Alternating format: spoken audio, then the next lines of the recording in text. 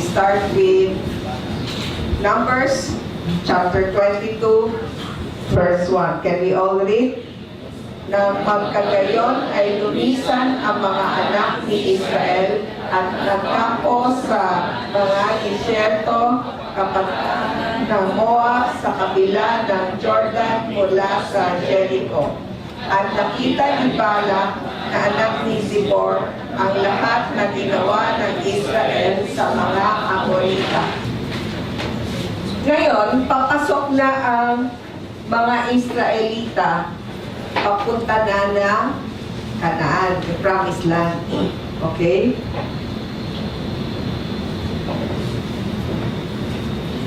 Kailangan silang dumaan. Makikita natin sa slide number 4. Can we look at this?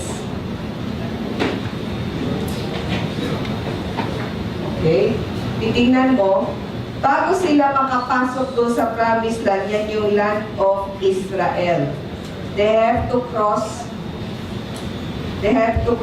the Moab, which is that Jordan now, correct? Yan na yung bansang Jordan ngayon.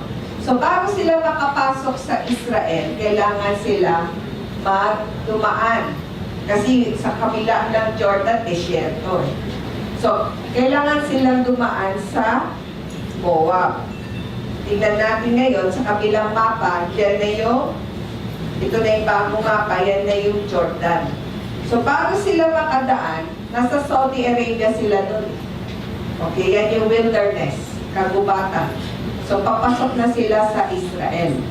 Bago sila makapasok sa Israel, kailangan sila dumaan ng Jordan. Okay, so balikan natin yung unang slide. So, ngayon, nandun na sila sa bansang Moab. Yung Balak, yan yung hari ng Moab. So, nakikita niya na parating na ang mga Israelita. Basahin natin ng... Ngayon, ito si hari ng Moab, takot na takot sa mga Israelita. How come you grow very quickly, very fast in population? Because I started to come from Europe. No, a long time ago. That's why the Egyptians are also scared of the Israelites because you grow very quickly, multiplication, very fast. Once we suffered, it's exactly like the Holocaust. Once we get out of Egypt, the Israelites start to make more children. So every time there's suffering, a disaster, you have to mass production. Huh? That's the wishes of God. Wishes of God. Because like from the famine, you went to Egypt, right? And Joseph, because of Joseph, then you grow very quickly more than the Egyptians. So the Egyptians got scared of the Israelites. Here also the same. So papasok na sila sa Moab. Okay, ngayon nakita sila ng hari ng Moab. Itong hari ng Moab is a descendant of Lot. Okay, galing, sino sila? Lot. Lot is the Descendant of Lot. Lot is the nephew of Abraham. Okay, and in this story, we will see that, ano na lang natin,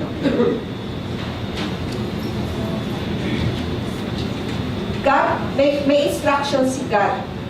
Yahweh had an instruction to the Israelites. May instruction ang Panginoon sa mga Israelita. Dito sa Deuteronomy chapter 2 verse 9. Basahin natin.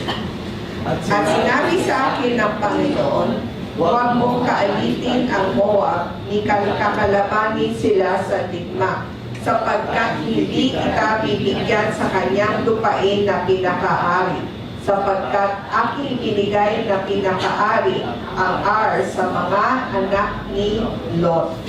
So, Merong binilin ang Panginoon sa mga Israelita na huwag nilang huwag nilang kaalitin, huwag nilang hahamakin. Okay? Huwag din sila makikipag-away doon sa Moab dahil kamag-anak din nila yun. Okay, correct? You're related also to the Moabites. Correct? Okay? Because the Moabites came from Lot. So sabi ni Yahweh, huwag niyong sasaktan, huwag niyong aawayin, huwag niyong ihaharas ang mga Moab. But the problema, yung hari ng Moab, so nakita niya sobrang dami itong mga Israelita. Eh di naman niya alam na may instruction ang Panginoon na huwag lalaban ang Israelita sa Moabites. So takot siya. Takot na takot. He got so scared. Anong ginawa niya? Basahin natin. At si Balak na anak ni Zippor ay hari ng Moab ng mismong panahong yon.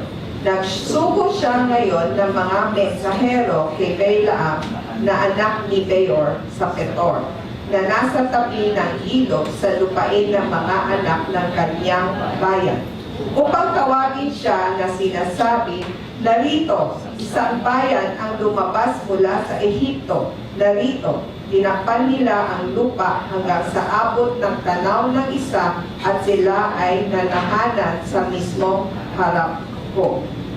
So itong si Balak, hari ng Moab, okay, nagpadala ng mensahero. Sino hinanap nila? Sino? Ang pronunciation sa Hebreo ay Bilam. Bilam. Okay, correct? Bilam. Para sa kanila, Bilam.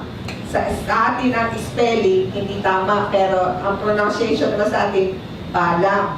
Pero sa kanila, Bilam. So, tawagin natin Bilam. Si Bilam, tinawag ni Balak. Anong balak ni Balak kay Bilam? Okay, papasahin natin si sunod. Pero, tandaan natin, alamin muna natin sino si Bilam. Okay? Si Bilam, para mas maintindihan natin, ma-connect natin siya sa buhay natin ngayon. Okay. Alam nyo ba sino si Bilam? Si Bilam, ibig sabihin ng Bilam is not of the people. Ibig sabihin foreigner. Hindi siya Israelita. So, hindi siya kamag-anak ng mga Israelita. So, in short, Gentile. Nakuha nyo? Bilam is a Gentile. Foreigner. Foreigner is a Gentile. Correct? He is not a member of the Israelites. He is not an Israeli. Anong pinagagawa ngayon ni Bilam pinagagawa ni Balak kay Bilam? Basahin natin. At ngayon ay pumarito ka, pakisuyo. Sumpain mo ang bayang ito para sa akin, sapagkat mas makapangyarihan sila kaysa sa akin. Marahil ay masasaktan ko sila at mapalayas ko sila sa lupain, sapagkat alam kong lubos na ang sino mang pagpalain mo ay siyang pinagpapala, at ang sino mang sumpain mo ay isinusumpa. So bakit gusto niya puntahan si Bilam? Si Balak gusto niya puntahan si Bilam. Dahil saan? Ha? Dahil saan? Ano gusto niya gawin ni Bilam? Sumpain. Okay? So bakit, ano meron si Bilam na kailangan ni Balak? Ha? No, ano ibig sabihin? Bakit alam niya na si Bilam, pag sinumpa niya yung mga Israelita, may mangyayaring masama sa Israelita? Bakit? Anong meron si Bilam?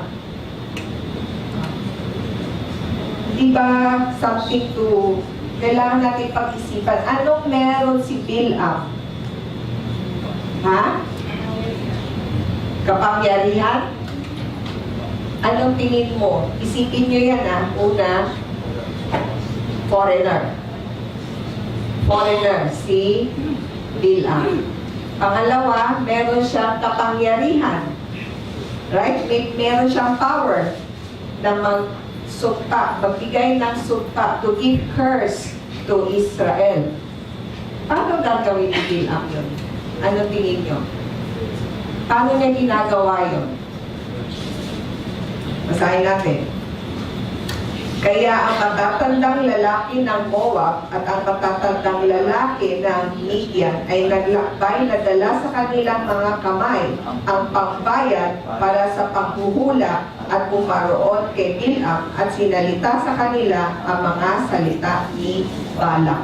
So ano ang trabaho, profesyon ni Bilam? Manghuhula?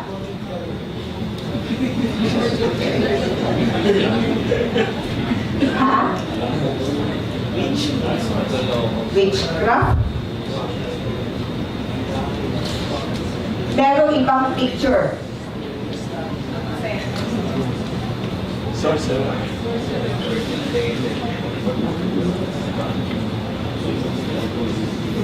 What is the profession of Bilam? How come the king wanted to see him? Because he knew that Bilam can curse the people. Right? Right. Yeah. So, how does Bilam do it? Because sometimes we have a wrong concept that for Filipinos, they love hula. Do you know that? Fortune telling. They want to know the future. They think that that's the way. But this is something they all need to understand. Okay? Because not all the time hula is like fortune telling. Because sometimes words, when someone tells a person, is prophesying, but the prophesying, what effect does it give to a person? Sometimes we are unconscious that someone is prophesying to us, we react, we did not know that that person is prophesying. Okay, but it's not all the time like using cards, tarot cards, to know your future. Prophesying using God's word can also have the same result. Naintindihan niyo? The prophesying, you are correct if you use it in the wrong way. But if you prophesy, of course, if you use, because there's two ways when you use God's word. You can use God's word for your own benefit, then that is prophesying like someone who also does divination. It's negative or a wrong way. But you can also prophesy. Sometimes I prophesy to Mikael, don't forget Sabbath. That's also prophesying, but it's for his own good. So there are different ways that we have to be careful, because not everyone knows that using God's word can also cause divination. Right? Correct? Because we have a wrong concept of what is divination. Divination actually can also use God's word for divination. That's what I'm explaining now. Okay? So si Bilam ay isang propeta. Okay? Pero propeta siya, ibig sabihin foreigner siya una. Pero nakakausap niya si Yahweh Elohim. He can talk to God, the God of the Israel also. Listen, as we go. Bilam also talks to the God of Israel. And he used this message, depends now on how he wanted to use it. And if he uses it in the wrong way, that is divination. So that one we have to be careful.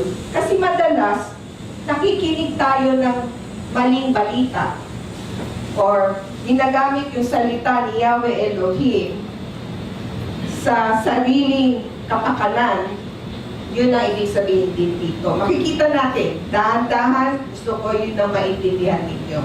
Kaya dapat nagiging maingat tayo sa kung ano yung mga balitang tinatanggap natin. Kasi dito makita natin na si Hari ng Moab, inutusan niya ang kanyang mga matatandang lalaki para puntahan si Bilam. Okay? At ito yung mga mangyayari. Basahin natin.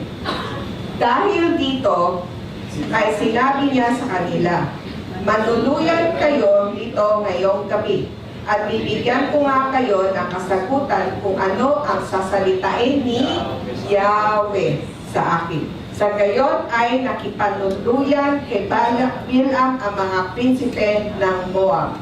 Nang magkagayon ay pumaroon ang Diyos kay Bilam at sinabi, sino ang mga lalaking ito na kasama mo?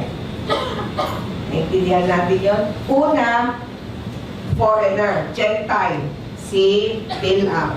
He's not an Israelite. He's not an Israeli. He's not a Jew. Okay? Pangalawa, the reason why Balak, kaya gusto ni Balak, hari ng Moab, puntahan si Bilam dahil gusto niya sumpain ang mga Israelita dahil papasok na sila noon sa Moab. Okay, natakot siya. Gusto niya sumpain ang mga Israelita para siya ay manalo sa paggigera nila. Nakita natin dito, may dalang pambayad ang hari ng Moab. May fee, professional fee. Okay? Ngayon, ano sabi ni Bilam? Hintay kayo ha? Diyan lang kayo, matulog muna kayo. Kasi kakausapin ko muna si Yahweh Elohim. Okay? Kakausapin ko siya para bigyan ako ng... Ibig sabihin, gagamitin niya si Yahweh para maghanap buhay. Tama? Hanap buhay ngayon eh. Tama hindi? May kinuha siyang pambayad. Livelihood. Hanap buhay nitong taong ito. It's a livelihood. Correct? But ang livelihood niya is to pray to God, get the message, and tell it to this person. Okay. So, hindi lahat ng panahon, okay, meron ding mga taong pwedeng mangusap diretso kay Yahweh Elohim. Pero alamin natin ngayon, yung mga nakatayo sa likod, pwede kayong pumasok dito sa loob at meron pang upuan dito.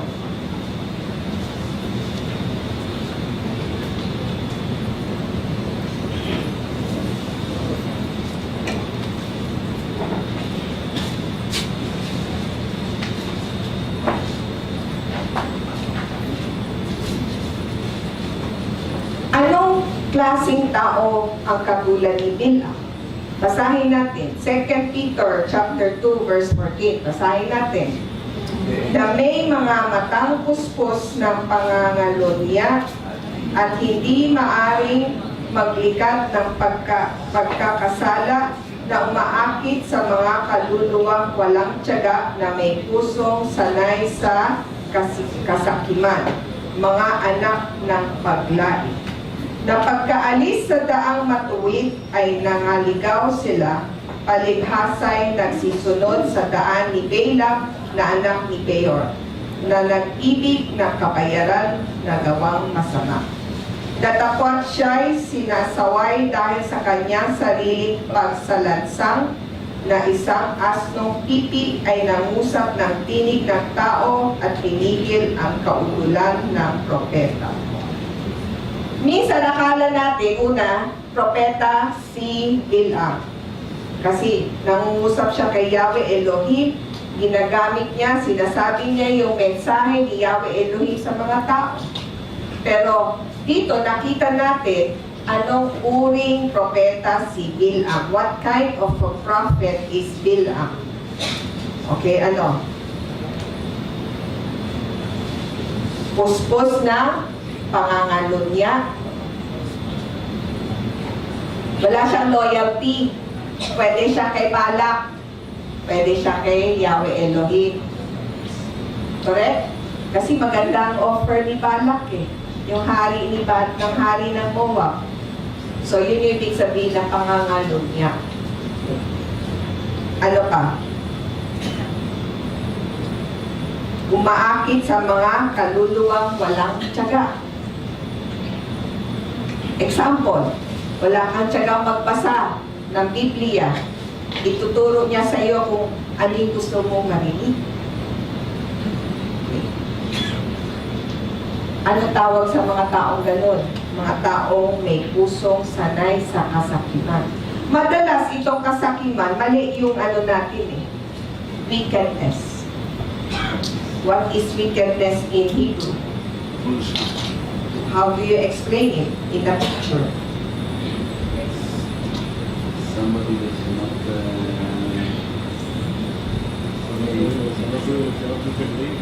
yes, cannot predict the evil, cannot it comes down. Wickedness. What I understood wickedness is someone who use the word outside its purpose. That's right. Correct?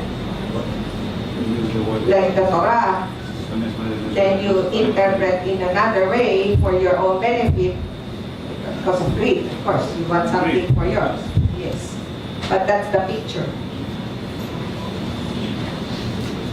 Correct? It's like who love gain from wrongdoing. Okay? Nag-ibig ng kabayaran ng gawang masama. Naintindihan natin yun? Yun ang ibig sabihin ng kasakiman. Ginagamit mo yung salita para gawing masama. So yun ang ibig. Connected lahat yan doon sa salita. Dahil nangusap si Bilam kay kanino? Kanino galing ang salita? Kay Yahweh Elohim. Makikita natin sa susunod na kwento, anong gagawin ni Bilam doon sa salita ni Yahweh Elohim. Naintindihan nyo? Una, foreigner. It's now 5:35. Okay. You just go whenever you need to go. Correct? This is very sensitive topic for us because it refers to us, Gentiles. This story today is all about us, Gentiles. Una, Bilam is a foreigner. He's not of the Israel. He's not a people from Israel. Foreigner. Pangalawa, Bilam talks to Yahweh. Pangatlo, tumatanggap siya ng pera. Ano ngayon ang gagawin niya doon sa salita ni Yahweh Elohim? Sino si Bilam sa ngayong panahon na to? Who is Bilam today? Naintindihan nyo? Meron o wala? Meron ba tayong Bilam today? Ngayong araw na to? Sa ngayong panahon? Marami. Hindi ko nasasabihin kung sino sila, pero marami. Yung gagamitin ng salita ni Yahweh Elohim, nakita natin dito, na dinadala nila, katulad nito, nagpalibhasay, nagsisunod sa daan ni Bilam. Anong daan ang gustong ilihis? Yun. You lead people astray, out of the road, out of the way. Which is the way? Which is the way? We know that is Torah. Torah is the way. So, sino yung mga tao naglilihis sa tao? Sasabihin, oh, sabi ni Lord sa akin, yan eh. Di na natin kailangan i-ano ang Sabat, kahit anong araw, pwede. Yan yung taong nililihis ang daan. Makikita nyo mamaya sa kwento, dahan-dahan, makita nyo. Importante na intindihan natin sino si Bilam. Ano siya sa atin ngayong panahon na ito? Okay? Ano nangyari? Nangusap si Bilam kay Yahweh Elohim. Basahin natin. Kaya sinabi ni Balaam sa tunay na Diyos. Okay? Tunay na Diyos ang kausapin niya. Okay? Diyos din nila Mikael at ni Habi ang kausap ni Balaam. He talked to the same God as your God. Okay, like me also, I talk to the same God as your God, right? Only one, yeah. You have one God, yes. So, meaning, he's a foreigner who talk to your God also, right? Si Balak na anak ni Zippor, na hari ng Moab, ay nagsugo sa akin, sabi niya. Pinuntahan ako ni Balak, na sinabi, narito ang bayan na lumalabas mula sa Ehipto at tinatakpan nila ang lupa hanggang sa maabot ng paningin. Sobrang dami sila. Numerous. Very good production. Ngayon ay imagine mo, nung kwento last week, marami na silang namatay. Diba? Hundreds of thousands. Okay? Ngayon ay pumarito ka. Sumpain mo sila para sa akin. Marahil ay malalabanan ko sila at mapapalayas ko nga sila. Ngunit sinabi ng Diyos kay Balaam, huwag kang sumama sa kanila, huwag mong susumpain ang bayan sapagkat sila ay pinapala. Video. Una, klaro tayo na Yahweh Elohim blessed Israel. Ang sabi dito, si Balaam, inutusan ni Balaam, at yun din ang sinabi niya sa Diyos. Alam naman natin na sila yung pinili na nga ng Diyos. Tapos sasabihin natin, God, don't bless them anymore. That's what it says, right? Like recently, 3 young Jews, teenagers were brutally murdered because they were Jews. No other reason. Correct? No other reason. Because they were Jews.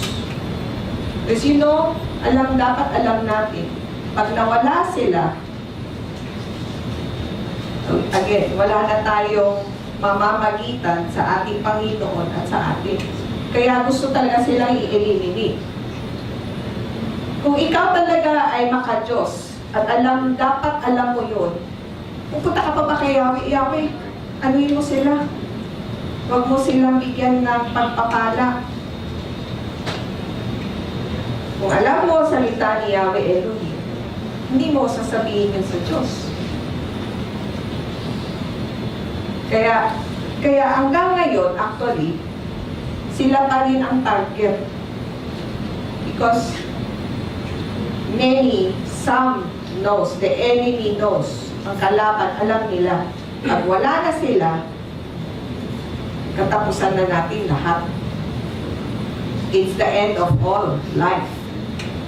And that's how important, napakahalaga na maintindihan natin ito. Kaya kung paano din natin sila susuportahan. And yun dapat ang ating katulad nito, si Balaam, dapat alam niya yun, pero sinabi niya, sumpain mo sila para sa akin. Alam niyo ba na maraming Kristiyano na gusto sila rin tanggalin. Gusto mawala din ng Judaism kasi sinasabi hindi na kailangan ang Torah. Kristiyano rin ang nagsasabi noon. Kristiyano rin ang nagsasabi na hindi na kailangan magsabat. Kristiyano rin yun. Correct?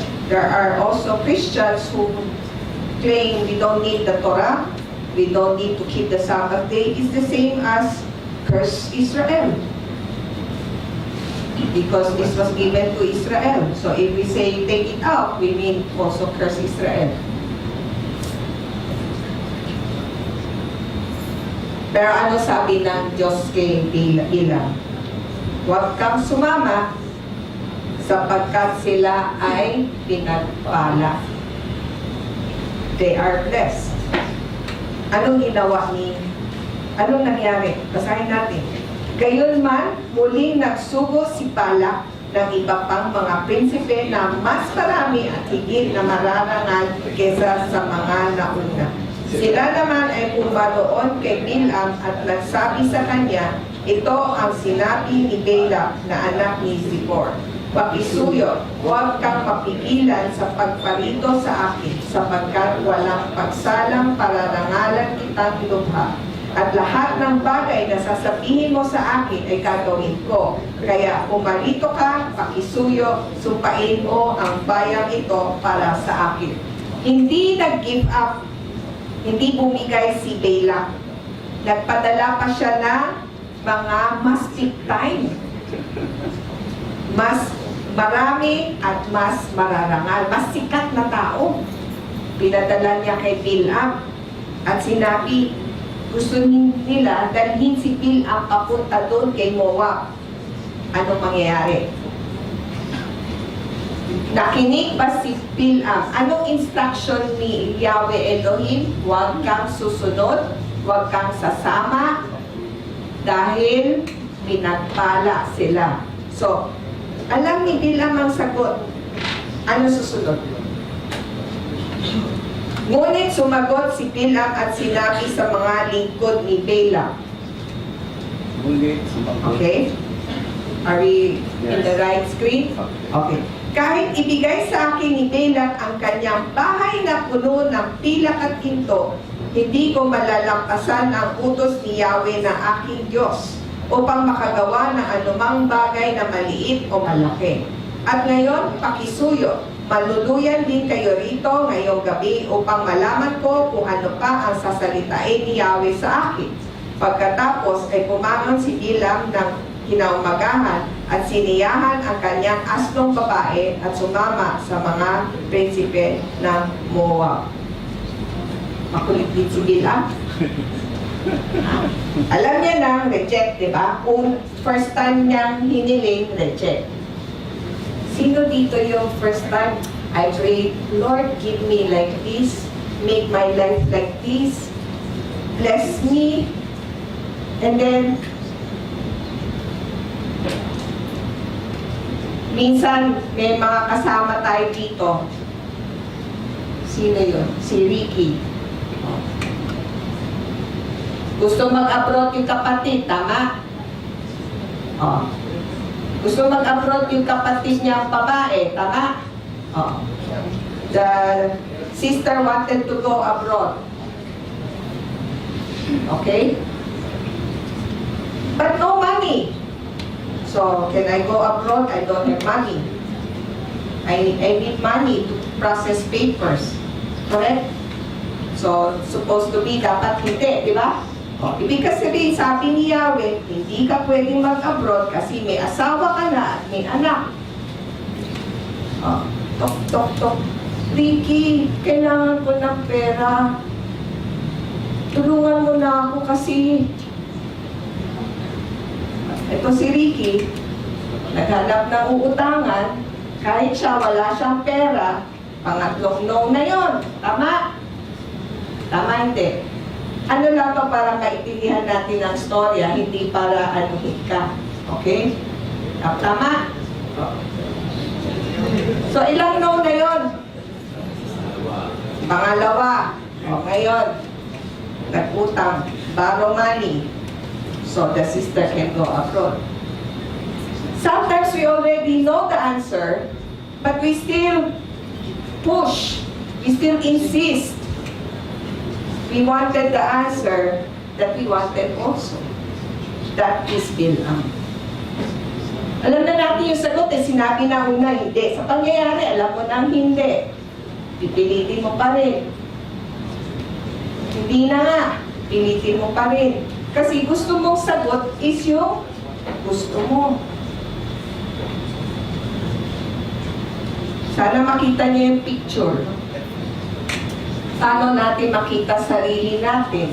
Katulad ni Bilam, nangusap din siya. He prayed to God. God talked to him.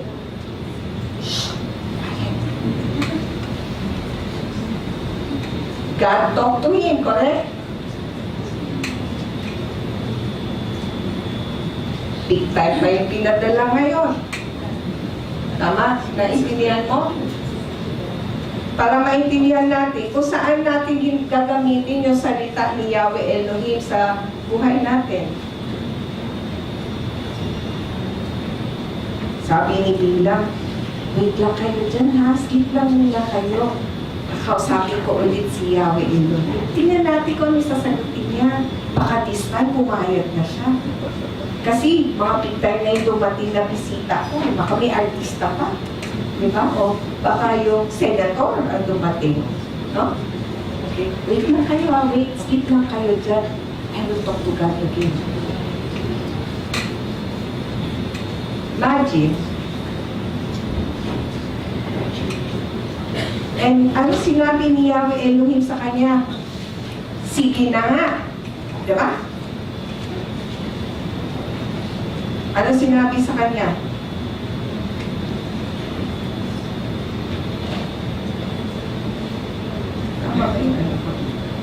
If the men have come to call you, rise, go with them. Only do what I tell you. Sige, bumangon ka at sundin mo yung sasabihin ko lamang. Okay? Okay. Okay. Pumayag na. May pera na, no? Di ba, Ricky? May pera na, di ba? Oo. Nakautang na si Ricky. May pera na. Ganun din yung dito, pareho. Ano, Ricky? Okay. Sahin natin, susunod. At nagsimulang lumagaplap ang galit ng Diyos sapagkat siya ay paroroon. Oh, excited. No? Pero God was angry. At ang anghel ni Yahweh ay tumayo sa daan upang hadlangan siya. At nakasakay siya sa kanyang asnong babae at ang kanyang dalawang tagapaglingkod ay kasama niya. At nakita ng asno ang anghel ni Yahweh na nakatayo sa daan na may hugot na tabak sa kanyang kamay at ang asno ay nagtangkang lumihis mula sa daan upang makaparoon ito sa parang. Ngunit pinasimulang hampasin ni Bilam ang asno upang maibalik ito sa daan. Tingnan niyo mabuti yung daan, ha? The way, the road. Sumakay na si Bilam. Saan siya sumakay? Sa asno. Okay? Anong nakita ng asno? Anghel. Nakita pa ni Bilam yung anghel? Pero yung anghel may hawak na? Ha? Ano tawag mo sa Tagalog yun? Sword. Tapak. Tapak. Tapak. Tapak. Tama?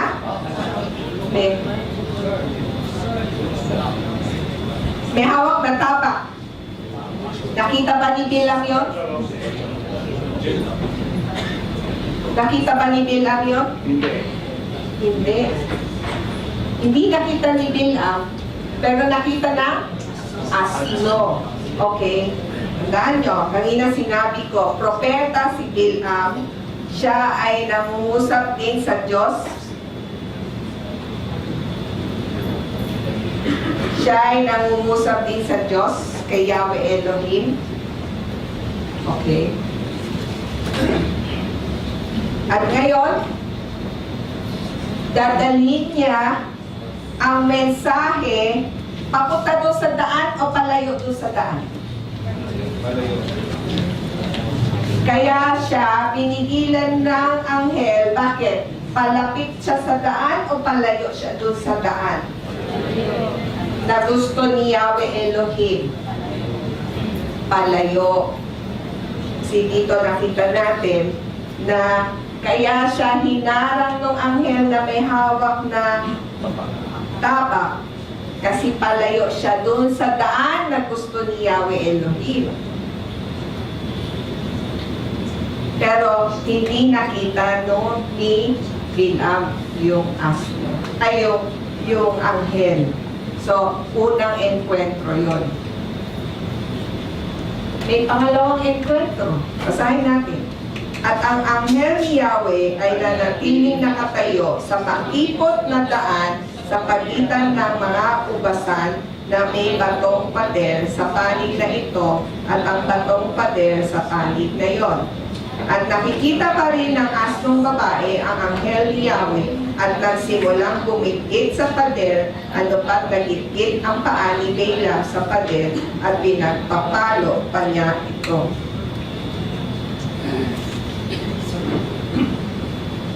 Saan nakatayo ang anghel? Narumpa sa makipot na daan. Makipot na daan, sa gitna ng dalawang ubasan.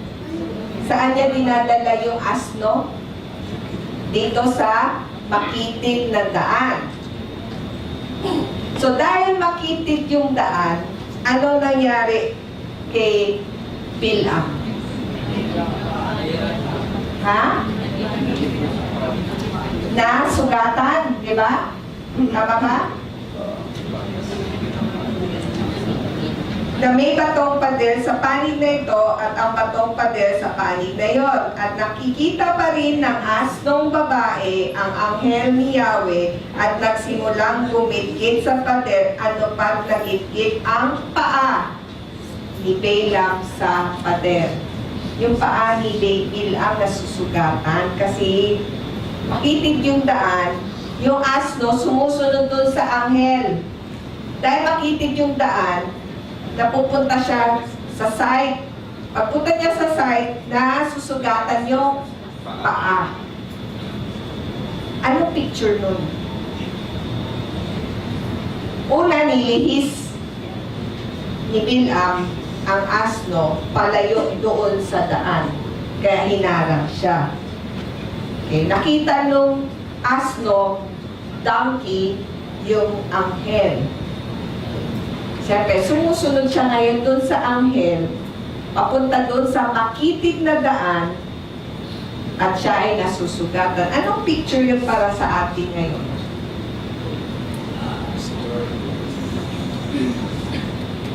Madalas, hindi natin nakikita na ang daan ay ang Torah. Yun actually sa akin yung anghel na may tabak. Kasi yan yung salita niya na maaari tayong pumasok sa loob ng bahay ni Yahweh Elohim. Kaya lang madalas, maraming nagsasabi na hindi yan yung daan. Nililihis tayo dun sa daan. At yung anghel, yung Torah, dun tayo dinadala. Pero makitid ang daan dahil hindi maaaring maraming tao dahil maraming tao ayaw sumunod. Kaya sinasabi, para pumasok sa kaharian ni Yahweh Elohim is a narrow road.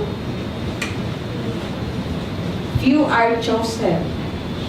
Ibig sabihin ng chosen, yung magdesisyon. Kasi kokonti ang magdesisyon na sumunod sa Torah. Sumunod sa salita ni Yahweh Elohim. Ito yung nangyayari. At sa pagsunod, minsan nasusugatan tayo. Kasi kailangan tayo makita natin ang sarili natin na marami tayong kailangan baguhin sa buhay natin. Kaya nasusugatan doon. Pangalawa na yun. Hindi pa rin nakita ni Bilam ang anghel. Madalas din natin nakikita yung daan. Ano sumunod na mangyayari? Basahin natin. At ang anghel ni Yahweh ay muling dumaan at tumayo sa isang makipot na dako kung saan walang daan na lilituan sa kanan o sa kaliwa. Nang makita ng asno ang anghel ni Yahweh, ay humiga na ito sa ilalim ni Bilam. Kung kaya ang galit ni Bilam ay lumagablab at pinagpapalo niya ang kanyang baston, ng kanyang baston ang asno. Amazing, no? Ngayon, lalo nang mas makipot pa ang dadaanan. Sa kakiputan na yon, wala nang kaliwa o kanan o di ano. Kung walang kanan, walang kaliwa, ano yun? Saan tayo papunta? Diretso na. Ibig sabihin, ang Torah, walang dagdag, walang bawas. Diretso lang yan. Kung tayo ay susunod, diretso lang yun. Pag sinabi niya, keep the Sabbath day and sanctify it, keep it holy. Walang pwede sabihin na, pwede yung ibang araw kasi Sabbath day, busy din ako eh. Monday na lang ang Sabbath day ko, pwede naman yun, wala naman ano. Kanan, kaliwa. Pagdating mo dito, yung anghel sinasabi, walang kanan, walang kaliwa. Isang daan lang yan, diretso lang yan. At lalo siyang nagiging makipot. Makipot na makipot ang daan. Dahil pumukote na pumukote ang taong nagdidesisyon sumunod sa Torah. Dahil doon, sabi nila, hindi dapat tayo pumunta dyan. Hinihila niya yung kanyang asno. Sa galit niya, pinukpok niya yung asno. At anong nangyari? Si Bilam, hindi niya nakita ang anghel na may tabak. Anong nangyari? Sa wakas ay ibinuka ni Yahweh ang bibig ng asno at sinabi nito kay Bilam, ano ba ang ginawa ko sa iyo? Ano ba't tinalo mo ako nito? 3 ulit. Dahil dito ay sinabi ni Bilam sa asno, sapagkat pinakituhan mo ako ng walang patumangga, kung may tabak lamang sana sa kamay ko, baka napatay na kita ngayon. Nang magkagayon ay sinabi ng asnong babae kay Bilam, hindi ba ako ang iyong asnong babae na sinasakyan mo sa buong buhay mo hanggang sa araw na ito? Dati ba kitang ginagawan ng ganito? Dito ay sinabi niya, hindi. Hindi pa rin nakita ni Bilam ang anghel na may tabak. Imagine mo, nagsalita yung asno. Madalas maraming mensahe na sa buhay natin na binibigay na sa atin. Kaya lang, iniinsist pa rin natin yung paniniwala, yung gusto natin sagot. Hanggang ang pangyayari mismo ang nagsasabi na sa'yo. Dahil may nangyari na hindi maganda. Kailan pa ba natin hintayin yun? May mangyari hindi na maganda, alam natin maraming nangyayari hindi maganda pag naghihiwalay ang mag-asawa dahil sakripisyo daw, dahil kailangan ng mga anak, kung ano nung dahilan. Pagdating ng panahon, may mangyayari na mabigat, katulad ni Bilam. Nagagalit ka na kasi may hindi na maganda nangyari at sa galit mo, pinupukpuk mo na eh. Pero maraming beses na sinabi sa iyo, ano yung tamang daan? Ayaw pa rin namin pakinggan, katulad ni Bilam. Hanggang sinabi sa kanya nung asno, di ba sinakyan mo na ako buong buhay ko hanggang ngayong araw na to? Dati pa kitang ginagawa na ganito. Bakit ganito ang binibigay mo sa akin? Yun yung asmo mismo na ang nagsabi. Sino ang nagdadala talaga sa atin? Katulad ni Yeshua, namatay siya sa cross, at ang dugo niya ay para bigyan tayo ng kaligtasan. Dala-dala niya yan. Dala-dala niya para sa atin. Ngunit di natin nakikita na si Yeshua ay isang Hudyo. At marami siyang sinasabi sa Biblia tungkol sa Torah. Sinabi niya, tinanong sa kanya, paano ba ako magiging alagad mo? Ang sagot ni Yeshua, keep my commandments. Sundin mo, gawin mo ang aking mga kautusan. Ang kautusan ay ang Torah. Mismo sa salita ni Yeshua, marami siyang sinasabi kung ano ang daan. Sinabi niya, I am the way, the truth, and the life. No one comes to the Father except through me. Ang ibig sabihin niya, walang makakapunta doon sa bahay ng ating Panginoon kung hindi tayo dumaan sa daan na nakikita niyo sa buhay ko. Yun ay Torah. Hindi natin nakikita na si Yeshua isang Hudyo rin. Ayaw natin sundin yun. Yun ang ibig sabihin nito, dinadala niya na tayo papunta doon sa bahay. Ayaw pa rin natin. Magdalas gusto pa natin paluin kasi ayaw natin sundin. Kasi ayaw natin susunod. At binuksan ni Yahweh ang mga mata ni Bilam, ano pat nakita niya ang anghel ni Yahweh na nakatayo sa daan na may bukod na tapak sa kanyang kamay. Kaagad siyang lumukot at nagpatira pa sa kanyang mukha. Na magkagayon ay sinabi sa kanya ng anghel ni Yahweh, bakit mo pinalo ang iyong asnong babae nitong 3 ulit? Narito lumabas ako upang sumalansang, sapagkat ang iyong lakad ay tahasang laban sa aking kalooban.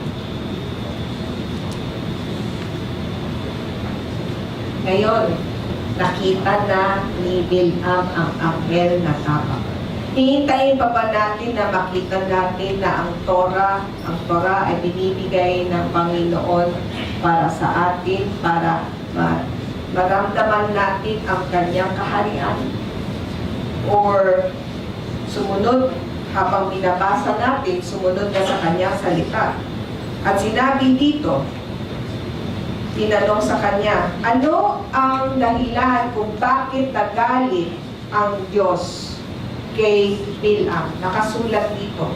Tandaan nyo, sa unang verse,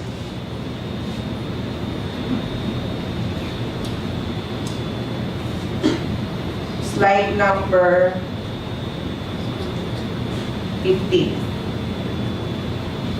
Ang sinabi dito, nagsimulang lumagablab ang galit ng Diyos. Bakit lumagablab ang galit ng Diyos? Balik natin sa 19. Dahil perverse. Ano ibig sabihin ng perverse? Tahasang laban sa aking kalooban. Ano yung kalooban ng Diyos? Ano yung nasa kalooban niya? Yan yung Torah. Ano nasa Torah? Isa sa Torah ay pagpalain ang mga Israelita. Dahil sila yung binigyan ng role.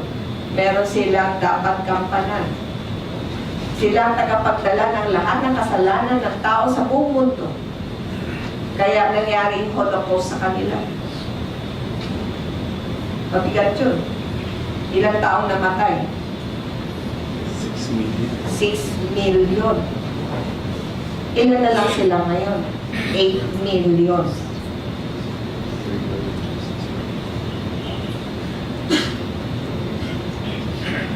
Dala nila yun. Hindi ganun kadali. Nawala ng bansang Israel, dinalig lang. Kasi yan ang nakasulat na pangako sa salita niya. At anong ginagawa mo nun? Tahasang laban sa aking kalooban. Kaya si Bilam, nakipag-usap naman siya kay Yahweh Elohim.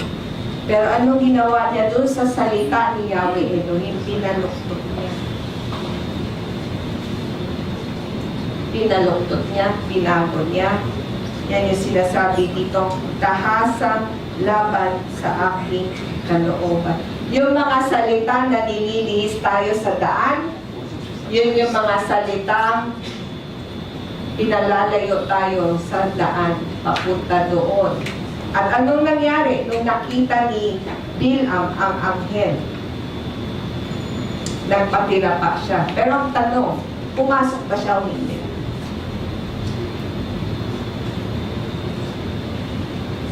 Hindi. Kasi pinalikan niya. Pinalik niya. Bumalik siya. Ano nangyari? Ano ibig sabihin? Ang picture na to. Basahin natin sa Matthew 7, 21-23. Hindi ang bawat nagsasabi sa akin, Panginoon, Panginoon, ay papasok sa kaharian ng langit, kundi ang gumaganap ng kalooban ng aking Ama na nasa langit. Marami ang mga sasabi sa akin sa araw na yaon, Panginoon, Panginoon, hindi baga nagsipanghula kami sa iyong pangalan? At sa pangalan mo'y nangapalayas kami ng mga demonyo, at sa pangalan mo'y nagsigawa kami ng maraming gawaing makapangyarihan.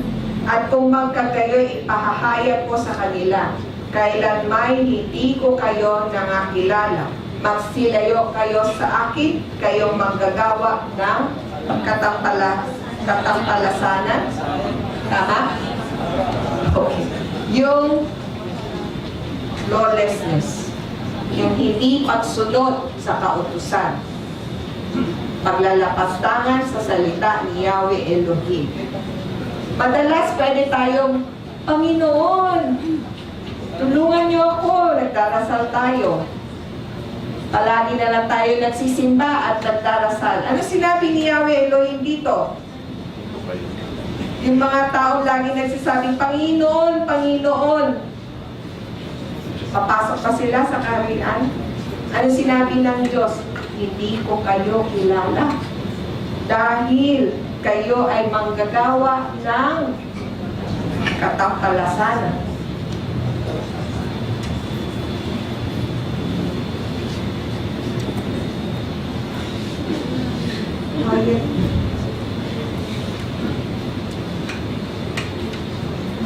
Lawlessness.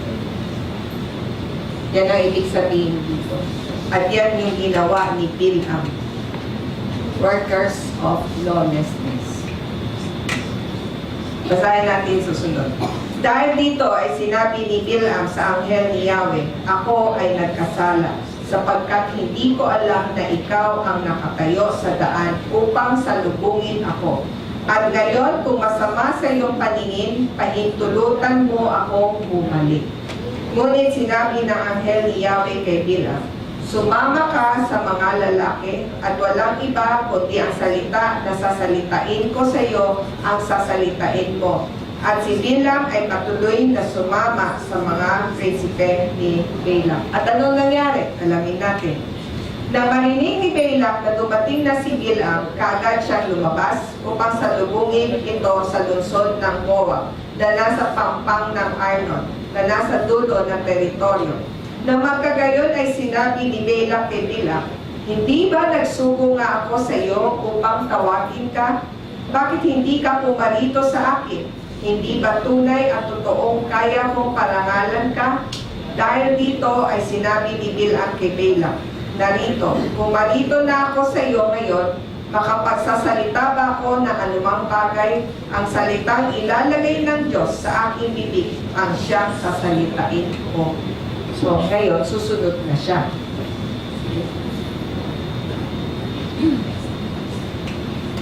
At anong pinagagawa ni Bilam? Basahin natin. At si Balak ay naghain ng mga baka at mga tupa at nagpadala ng ilan kay Bilam at sa mga prinsipe na kasama niya.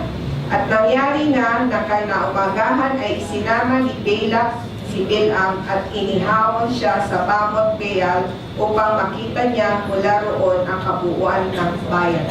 Ngayon, madalas, kung ano-ano binibigay nating alay sa ating Panginoon Yahweh Elohim. Si Balak din, nag-alay din sa Diyos din, kay Yahweh Elohim. Nag-alay din siya dahil ginaya din niya, nag-alay din siya. Alam niya na nag-aalay ang mga Hudyo, mga Israelita kay Yahweh Elohim. Nag-alay din siya. Posible nakikita natin ang mga tao reliyoso, religyosa. Makikita mo, laging nasa simbahan ang tanong, yun ba yung kagustuhan ni Yahweh Elohim? Yung mga inaalay nating mga bagay-bagay, hindi lang bagay-bagay, mga gawain, mga dasal, maraming bagay sa pagtulong natin sa ibang tao, ito ba yung gusto ng ating Yahweh Elohim? Tanong natin sa sarili natin. Pero hindi tayo sumusunod sa Torah. Yun ba ay nagtutugma? Katulad din ni Bala, nag-alay din siya. At gusto niyang kunin talaga yung basbas ng Panginoon. Gusto niya sumpain ang mga Israelita. Basahin natin. Nang makipagtalastasan ang Diyos kay Bilam ay sinabi niya sa kanya, pinaghanay-hanay ko ang 7 altar at naghandog ako ng 1 toro at 1 barakong tupa sa bawat altar. Sa gayon ay naglagay si Yahweh ng salita sa bibig ni Bilam at sinabi, bumalik ka kay Balak at ito ang sasalitain mo. Kaya bumalik siya sa kanya at narito, siya at ang lahat ng prinsipe ng Moab ay nakatayo sa tabi ng kanyang handog na sinusunod. Ngayon, alam na ni Bilam. Ito yung kanyang unang mga sinalita. Pinili ko na lang, no, kung ano yung mas mahalaga. Makita lang natin yung picture. Ano sabi dito? Paano aking susumpain ang hindi sinumpa ng Diyos? At paano aking lalaitin ang hindi nilait ng Panginoon? Sumunod. Ang Diyos ay hindi tao na nagsisinungaling, ni anak man ng sangkatauhan na magsisisi. Siya ba ang nagsabi niyaon at hindi niya gagawin? At siya ba ang nagsalita at hindi niya isasagawa? Narito, ako ay kinuha upang magpala at kanyang pinagpala at hindi ko yon mababago. Hindi siya nakakakita ng anumang mahiwagang kapangyarihan laban kay Jacob at wala siyang nakitang kapagapagan laban sa Israel. Si Yahweh na kanyang Diyos ay sumasa kanya at ang malakas na pagbubunyi sa isang hari ay nasa gitna niya. Diyos ang naglalabas sa kanila mula sa Ehipto, ang matuling takbo na tulad ng sa torong gubat ay kanya. Sapagkat walang masamang engkanto laban sa Jacob, ni may anumang pangubula laban sa Israel.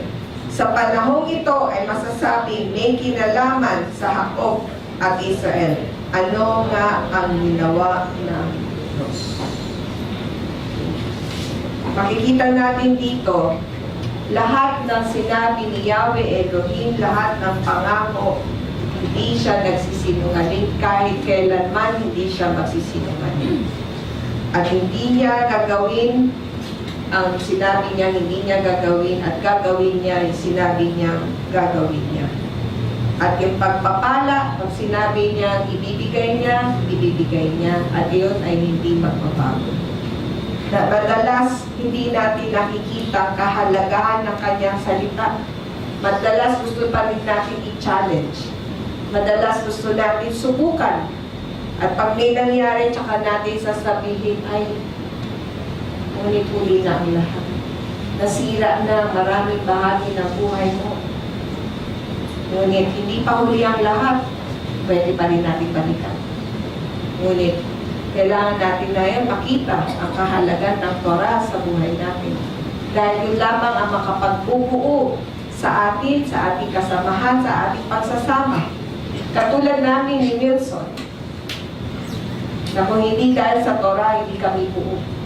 At kundi dahil sa Torah, ang aking mga anak ay sira din. Ngunit binigyan kami ng pagkakataon sa pamamagitan ng Torah na maging maayos, matahimik, at maging masaya. Kaya hindi pa huli lahat mga kapatid. Bangkitin man ang daan, walang kaliwa, walang kanan. Minsan nasusugatan habang papasok. Ngunit yun yung daan, papasok sa kanyang bahay. At doon tayo magkakaroon ng bagong buhay. Dahil kaya hindi huli ang lahat. Ang salita niya ang maaari lang makapagbigay sa atin na makapasok. Walang iba. Walang ibang bagay sa buhay natin na maaari lang magdala sa atin. Madalas hindi lang natin nakikita sa tulad ni Bill ang bulan. At dahil dito, biyaya binibigay niya sa Israel, ngunit meron siyang sinasabi nating curse or sumpa. Basahin natin. At ang Edom ay magiging isang pag-aari. Oo, ang Seir ay magiging pag-aari ng kanyang mga kaaway, samantalang ang Israel ay nagpapamalas na kanyang lakas ng loob.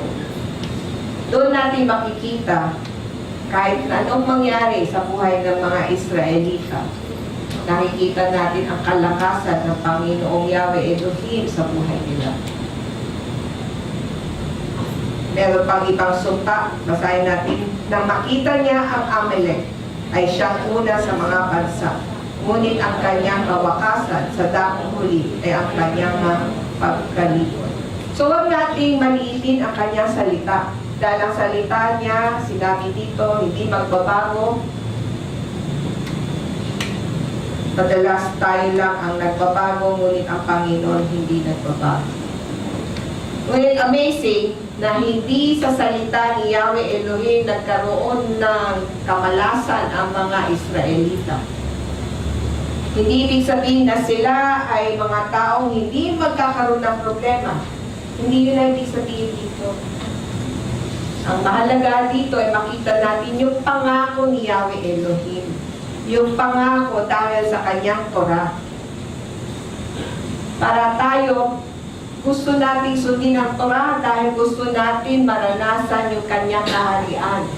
Hindi natin kailangan hintayin. Pwedeng mangyari yun sa buhay natin katulad ngayon na naranasan namin mag-asawa. Hindi natin kailangan hintayin. Maaaring mangyari yun kung tayo ay sumusunod doon sa makitid na daan ng papunta sa Torah. Ngunit hindi ibig sabihin na ang mga Israelita ay hindi magkakaroon ng problema. Ang paspas na binibigay sa kanila ay ang pangako makakapunta sila doon sa kaharian.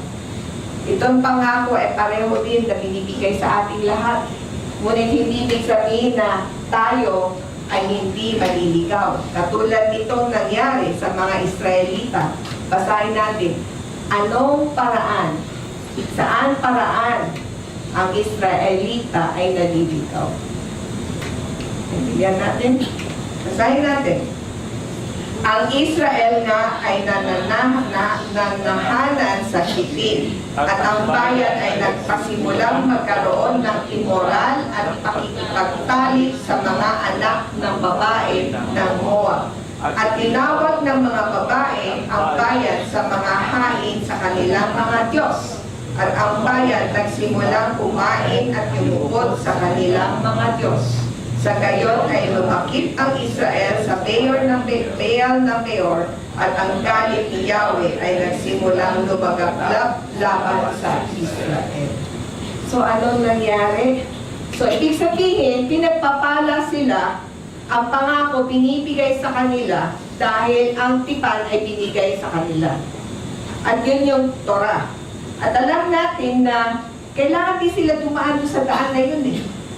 Wala namang excuse. Pero yung pangako nasa kanila.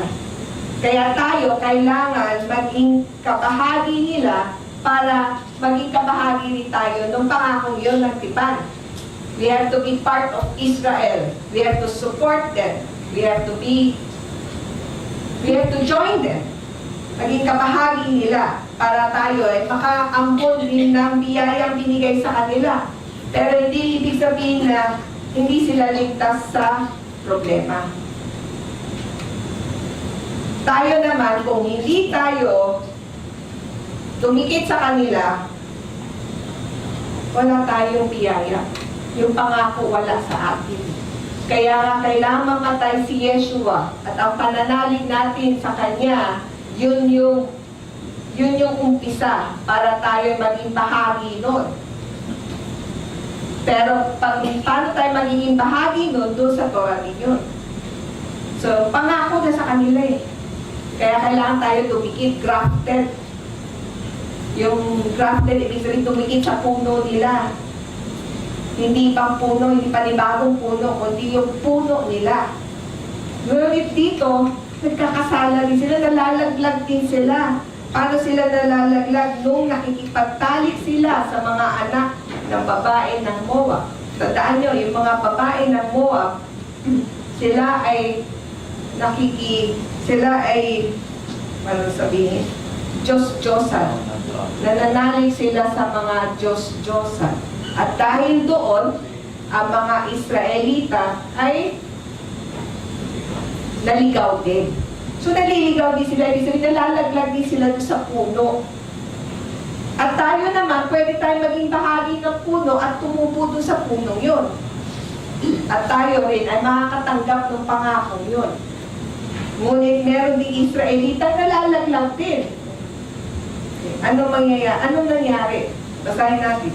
Nang makita ito ni Phinehas na anak ni Eleazar, na anak ni Aaron, na sacerdote, ito yung pare. Siya ay kaagad na tumindig mula sa gitna ng kapulungan at humawak ng isang sibat sa kanyang kamay. Pagkatapos ay sinundan niya ang lalaki ng Israel na nakaarkong tolda at inutos niya silang dalawa, ang lalaki ng Israel at ang babae sa kanyang hari. Sa gayon ay natigil ang salot mula sa mga anak ni Israel. At yaon mga namatay sa salot ay umabot na 24,000. Dahil sa kanilang pagsunod doon sa mga babae ng Moabites, sila ay sumunod sa Diyos-Diyosan. Dahil doon, nagalit si Yahweh Elohim, nagdala ng salot. Para matigil lang yung salot, kasi marami namamatay ulit na Israelita. Kasi kaya sila namatay, nalaglag sila sa puno. At tayo, pag di tayo nakakapit doon, wala rin tayo, kasama rin tayo doon sa biyaya ng kaharian. Ngunit nalaglag din sila, so dead din, patay. At ilang namatay? 24,000. At dahil doon, si Eleazar na anak, or si Phinehas, na anak o apo ni Aaron, isang pare, sinaksak niya sino to? May sinaksak siya. Yung saksak niya, yun yung taong nakitulog, nakisama doon sa isang Moabite. At dahil doon, natigil ang salot. At ilan namatay? 24,000. Amazing itong pag-aaral natin na Balak. Dahil nakikita natin na ang Gentile, alam natin kung sino ang Gentile, tayo yun. Pag hindi ka Hebreo, hindi ka Israelita, hindi ka Hudyo, ikaw ay si Bilam.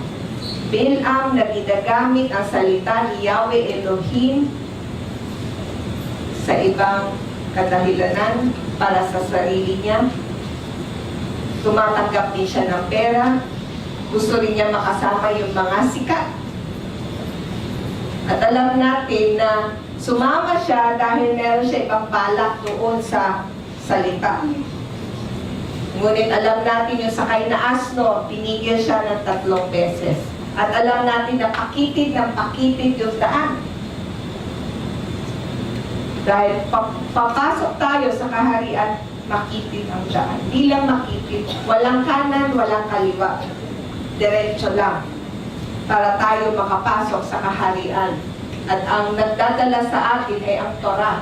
Yan yung anghel na may tabak. Yan yung Torah. Ang tabak, 2 side. Pwede siyang lumaban, pwede niya tayong saktan din. may dalawang side ang tapa. Ngunit kita natin na ang basbas ay binigay sa Israel. Maaari din tayong magpakatanggap ng pagbabasbas na yon sa pananalig natin kay Yeshua at tayo ay ngayon angkon ng mga Israel. At ang kailangan din natin gawin ay sundin din ang Torah. Maaari din tayo maging katulad ng mga nalaglag din na Israel. Maaaring tumingin na tayo at nakalimutan na natin, di na tayo sumunod, maaari din tayo malaglag. At doon pinapakita sa atin na isang malinaw na picture para sa ating lahat. Hindi madali ang makapasok sa kaharian, ngunit hindi siya imposible. Madalas marami nang sinasabi sa atin si Yahweh Elohim hindi maaaring pwedeng gawin sa buhay natin. Ngunit madalas gusto pa rin natin sundin ang gusto natin. Ngunit hindi pa uli ang lahat, mga kapatid. Meron tayong pagkakataon sa buhay. Pwede natin umpisahan ngayon. Pwede natin umpisahan ngayong Sabat hanggang bukas. Hanggang bago magdilim ulit bukas. Basahin natin ulit. Ulay-ulayin natin din pag-uwi. At makita natin ano itong daan na sinasabi ni Yahweh Elohim para sa ating bawat isa. Ano itong daan na makitid, mahirap ba? Walang kanan, walang kaliwa. Ano itong daan? Amen? Amen. Patayin natin yung Come Spirit. Let's pray.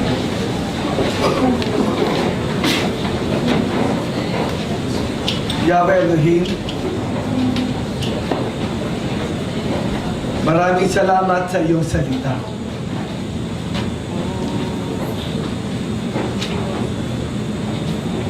Ang pangako ay binigay mo kay Abraham. Yahweh Elohim. Itong pangakong to ay hindi nagbabago.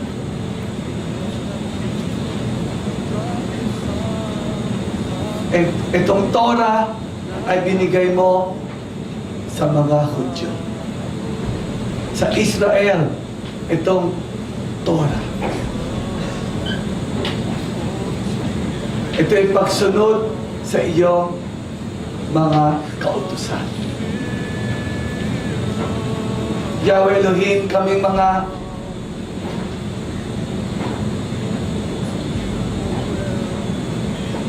foreigner or mga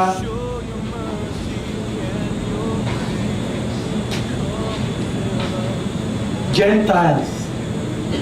Madalas kami ay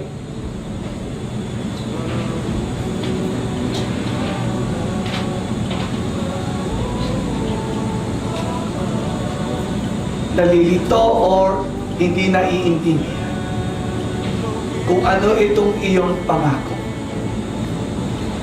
Pero ngayong gabing to, Yahweh Elohim, maraming salamat. Pinakita mo itong pangako mo, itong Torah na binigay mo,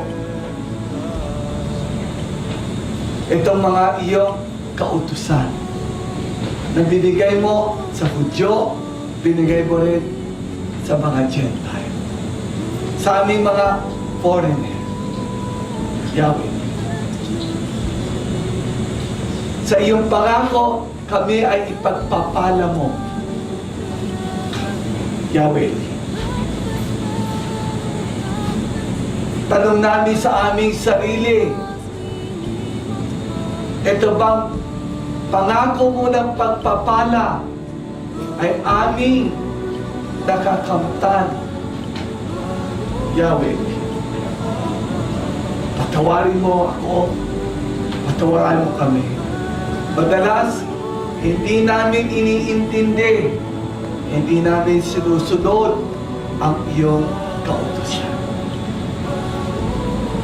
Dahil ito ang pagpapala, itong Torah na binigay mo ngayon sa public family, sa aking pamilya, sa akin, Yahweh Elohim. Ako'y nagpapasalamat. Dahil ito ang tunay na pagpapala sa pagsunod sa iyong Torah. Yahweh Elohim, pinakita mo sa iyong salita ngayong gabing ito, Hudyo man o Gentile, pag hindi sumunod sa iyong Torah, sa iyong kautusan, ay nagiging sumpa ang buhay. Yahweh Elohim, itong aking prayer tonight, na nagpapasalamat ako, Yahweh Elohim, sa iyong Torah, na binigay sa akin, sa aking pamilya, sa public family. Dahil ang iyong pangako na binigay kay Abraham sa mga Hudyo, kaming mga Gentile na grafted doon sa Hudyo, sa Israel, ay ipagpapala. Kaya kami binigyan mo ng pag-asa bawat isa sa amin. Dahil iyon ang iyong pangako. Ito'y aking tinatanggap, Yahweh Elohim, sa gabing ito. Dahil itong pagpapalang to, Yahweh Elohim, itong aking prayer. Na mula today, mula ngayon, ako ay susunod dito sa Torah, sa iyong kautusan. Dahil gusto ko makamtan itong pagpapala. Yahweh Elohim, maraming salamat sa iyong pangako na binigay sa amin dito sa public family. Sa matamis na pangalan ni Yahweh Elohim, Amen.